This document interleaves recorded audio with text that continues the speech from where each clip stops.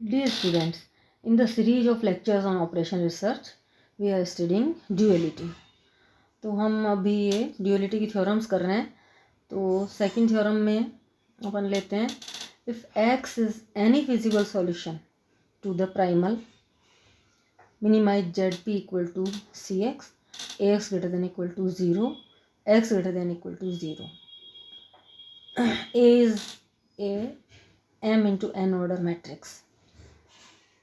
And W is any feasible solution of its dual, then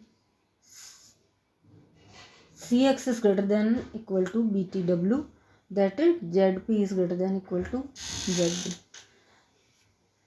तो यहाँ पे क्या है कि ये x तो मान ले अगर कोई फिजिबल सॉल्यूशन है प्राइमल का और W कोई फिजिबल सॉल्यूशन है ड्यूअल का, तो उस केस में Zp is greater than equal to 0, यानी प्राइमल में जो Z की वैल्यू है वो ड्यूअल की वैल्यू से ज़्यादा होगी, ग्रेटर देन इक्वल टू.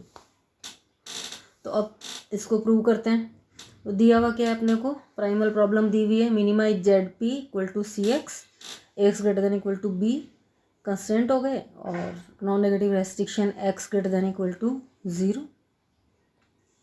अब इसको नंबर 1 दे दें अगर, तो इस प्रॉब्लम की ड्यूअल प्रॉब्लम लिखते हैं अपन. तो वो क्या बन जाएगी, maximize ZD equal to BTW, ATW less than equal to CT, W greater than equal to 0. ये इक्वेशन नंबर 2 हो गई. अब since x and W are feasible solutions of 1 and 2 रेस्पेक्टिवली, therefore ax is greater than equal to b and x greater than equal to 0, and ATW is less than equal to CT, W is greater than equal to 0.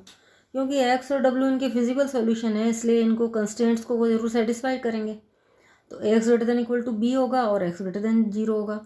इसी तरह w dual का है feasible solution, तो ATW less than equal to CT को satisfy करेगा, साथ ही non negative restriction W greater than 0 को भी सेटिस्फाई करेगा. तो इसको अपन नंबर 3 दे देते हैं. अब क्या करते हैं अपन, नंबर 3 जो अपनी ये है inequality ATW less than equal to CT, इसका दोनों साइड ट्रांसपोज ले लेते हैं, फिर देखते हैं क्या होता है.